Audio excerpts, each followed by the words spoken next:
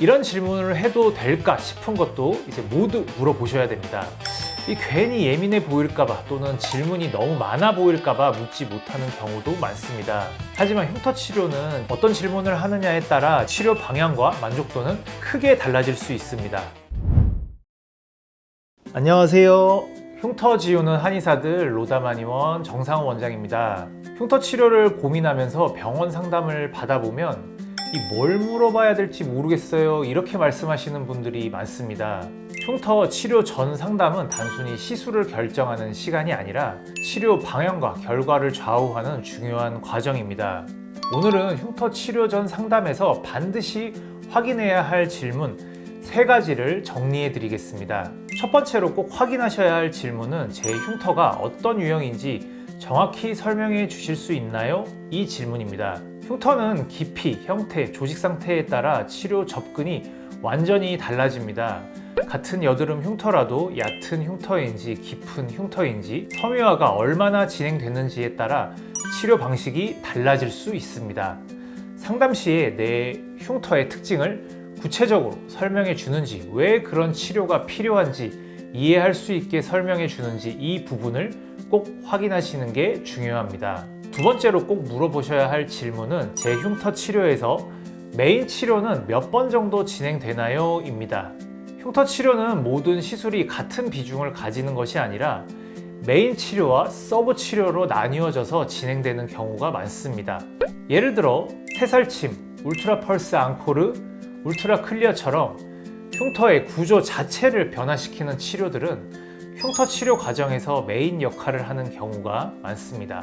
반면 포텐자나 피코프락셀, 재생관리와 같은 치료들은 회복을 돕거나 결과를 좀 보완하는 서브적인 역할을 하게 됩니다. 실제 흉터 개선의 큰 틀에서 보면 서브 치료를 몇 번 했느냐 보다 이 메인 치료가 얼마나 어떤 간격으로 들어가는지가 결과에 더 큰 영향을 미치는 경우가 많습니다. 그래서 상담 시에 어떤 치료가 메인이고 그 메인 치료가 몇 번 계획되어 있는지 이 부분을 꼭 확인해 보시는 것이 중요합니다. 자, 3번째로 흉터 치료만 하면 끝인지 이후 계획까지 설명해 주는지 물어보셔야 합니다.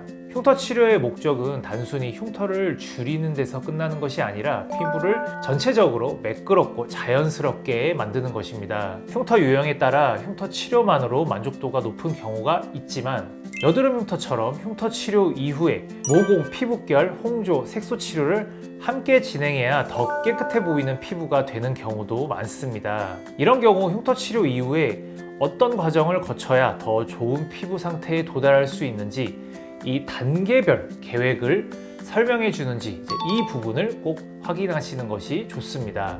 이런 질문을 해도 될까 싶은 것도 모두 물어보셔야 됩니다. 앞서 말씀드린 3가지 질문 외에도 상담을 하다 보면 괜히 예민해 보일까봐 또는 질문이 너무 많아 보일까봐 묻지 못하는 경우도 많습니다. 하지만 흉터 치료는 짧지 않은 시간을 함께 가야 하는 과정입니다. 치료 후에 세안이나 화장은 언제부터 가능할까요? 치료 후에 잠깐 더 울퉁불퉁해 보일 수 있나요?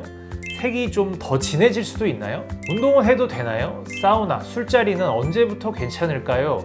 이런 궁금한 점, 불안한 점, 사소해 보이는 이런 질문들까지도 편하게 물어볼 수 있는 상담 환경인지 이 역시 병원을 선택하는 중요한 기준이 됩니다. 흉터 치료 전 상담은 병원을 고르는 절차가 아니라 내 흉터를 이해해 가는 과정입니다.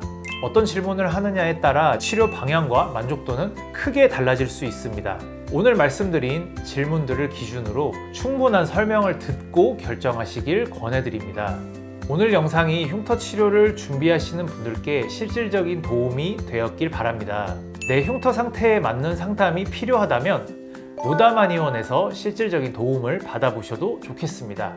지금까지 흉터 지우는 한의사들 로다마니원 정상훈 원장이었습니다. 감사합니다.